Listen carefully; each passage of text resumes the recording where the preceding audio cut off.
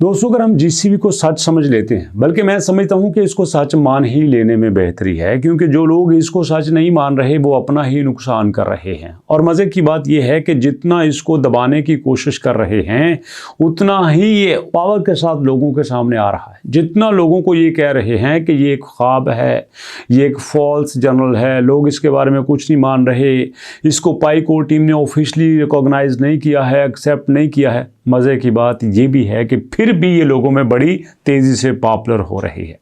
अब इसका मतलब ये है कि इसमें कुछ सच है तो पॉपुलर हो रही है। इंटरनेट पे एक बार झूठ बोला जा सकता है, 2 बार झूठ बोला जा सकता है, लेकिन तीसरी बार लोग 1 मिनट में उसको उधर फेंक देते हैं कि नहीं भैया ये चलने वाला नहीं है। अब अगर हम जीसीबी की डिमांड की बात करें, जीसीबी की ट्रांजैक्शंस की बात करें, तो भैया कमाल की चीज़ सामने आई है कि पहला जो हमारा मूव होगा वो किस तरह से होगा, नेक्स्ट मूव किस तरह से होगा, और यहाँ पे हमारी जो सारी मूवमेंट होगी, सारी जो ट्रांजैक्शंस होगी वो किस तरह से चलेगी, और इसके बारे में कौन कौन सा ऐसा प्लेटफॉर्म है जो कि क्लियरली लोगों को बता रहा है। तो भैया सुनिएगा। पहला, GCB discussion in pi network and price expectation के पाई कम्युनिटी के अंदर जीसीबी को लेके क्या बात हो रही है। और यहाँ पे दोस्तों दूसरी बात ये है कि हम प्राइस की एक्सपेक्टेशन क्या रख रहे हैं। जब इसका ट्रांजैक्शंस होगी तो इसकी बेसिक प्राइस क्या हो सकती है। अब देखो ना, पाई के बारे में लोग ये कहते हैं कि हमने उसी प्राइस पे इसको एक्सचेंज करना है जिस प्राइस पे ये ओपन मार्केट में होगा, जिस प्राइस पे ये एक्सचेंजेस में बैठा होगा हम उसी प्राइस पे इसको ले देंगे।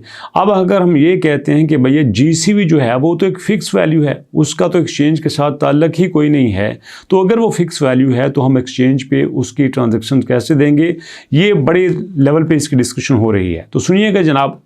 The value of global consensus value for pi network currency is controversial with in the pioneer community. अब देखना मजे की बात, जो लोग गप्पे मार रहे हैं वो कहते हैं कि पाई कम्युनिटी के अंदर जो आपकी जीसीबी वैल्यू है ये कंट्रोवर्शियल हो चुकी है। As one team sees desired price of around 314159, एक टीम है वो कहती है कि पाई की वैल्यू 314159 होनी चाहिए।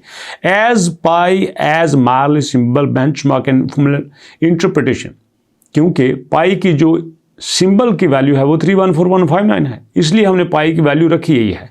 जबकि दूसरी तरफ जीसीबी वाले कहते हैं कि some leaders of GCB community justify that value of GCB is used in certain trading cases. हमारे पास कुछ मखसूस ऐसे केसेस होंगे जिसमें हम इसको यूज कर सकते हैं, pointing to correlation between value mechanism and existing API.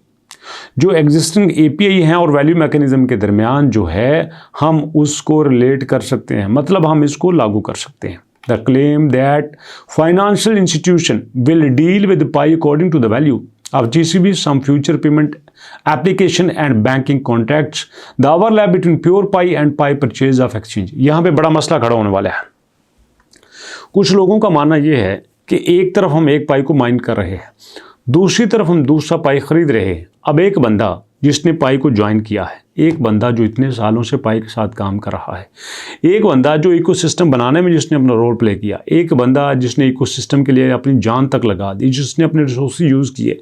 दूसरा बंदा उठता है, वो क्या करता है, यहाँ पे $5 दे के तो जनाब आली वो 25 पाई ले लेता है। इसी वैल्यू के हिसाब से यही बनता है ना 0.2184, ये पाई की वैल्यू है। इससे सीधा सीधा ये पता चलता है कि अगर आप $1 देते हैं तो आपको 5 पाई मिल जाएंगे, $5 देते हैं तो 25 पाई मिल जाएंगे। एक बंदा $5 दे के 25 पाई ले लेता है और दूसरा बंदा माइन करता रहता है बेचारे के पूरा साल माइन करने के बाद जनाब यहाँ पे कोई 2, 4, $10 बनते हैं, $15 बनते हैं। तो मुझे बताइए सियाना कौन रहा? सियाना तो वही है ना जिसने $5 लगा लिए और जनाब 25 पाई ले लिए। अब एक ने पूरा साल मेहनत की, उसको 10-12 पाई मिली। तो यहाँ पे बहस ये बनती है कि भैया नहीं, जो माइन करने वाले पाई हैं वो अलग होंगे और जो आपने बाय किए हैं वो अलग होंगे। तो माइन और बाय दोनों पाई को अलग करना ज़रूरी है। अगर आप यहाँ पे अलग नहीं करते तो आप जो ये सोच रहे हैं कि इकोसिस्टम के अंदर आप पाई को लॉन्च कर लेंगे, चला लेंगे, तो ये गलत है। अगर आपने पाई को एक सिस्टम में कुछ केसेस में उसकी ट्रांजैक्शंस करनी है तो आपको जस्टिफाई करना पड़ेगा कि आपका माइन किया गया पाई कौन सा है और आपका ख़रीदा गया पाई कौन सा है। यहाँ पे GCB value has existed in Pi architecture for 4+ years. Pi का जो आर्किटेक्चर डिज़ाइन किया गया है वो कहते हैं कि देखें इसके अंदर जीसीबी वैल्यू एग्जिस्ट कर रही है। The hidden in plain sight in via gate hub and fracture transaction. अगर आप सारी ट्रांजेक्शन चेक करो तो आपको नजर आएगा कि भैया पाई एग्जिस्ट करता है और पाई एग्जिस्ट करता रहेगा। पाई को मानने में ही इनकी बेहतरी है, यहाँ तक ये कह रहे हैं। बल्कि कुछ लोग कहते हैं कि पाई का जब कोड डिज़ाइन किया गया था तो उसके अंदर जीसी वैल्यू को रखा गया था। अब कोई माने या ना माने, इसका मतलब ये भी बनता है कि पाई के जीसी वैल्यू के बगैर पाई चल ही नहीं सकता। लेकिन अगर इसका वाइट पेपर देखा जाए, अगर आप पाई के ऑफिशियल पेज पे जाओ, वहाँ पे जाके इनका वाइट पेपर देखो, तो वहाँ पे हमें ऐसा कुछ भी नज़र नहीं आता कि जिसमें ये कहा गया हो कि जनाब अली पाई की वैल्यू जीसीवी होगी। किसी भी जगह पे हमें 31415 लिखा हुआ नज़र नहीं आता। कोड में ऐसा है तो उसके बारे में हम कुछ कह नहीं सकते, लेकिन जो एक्सपर्ट हैं, जो जीसी वैल्यू के ऊपर बात कर रहे हैं, उनका मानना ये है कि ये कोड के अंदर मौजूद है। लेकिन मुद्दा ये बनता है कि अगर आपने पाई की जीसीवी वैल्यू को लॉन्च करना है, उसको लेके चलाना है, तो फिर आपको इसकी डुअल वैल्यू को साथ लेके चलना पड़ेगा। इकोसिस्टम के अंदर अलग वैल्यू और आपके इकोसिस्टम के बाहर अलग वैल्यू। आपका इसके बारे में क्या ख्याल है? क्या आप मेरी बात से इत्तेफाक करते हैं कि पाई की डुअल वैल्यू होनी चाहिए? पाई की अगर आपने ट्रांजैक्शन करनी है तो आपकी पाई की दो वैल्यू को लेकर चलना चाहिए, एक ओपन एक्सचेंज के ऊपर और एक इकोसिस्टम के अंदर।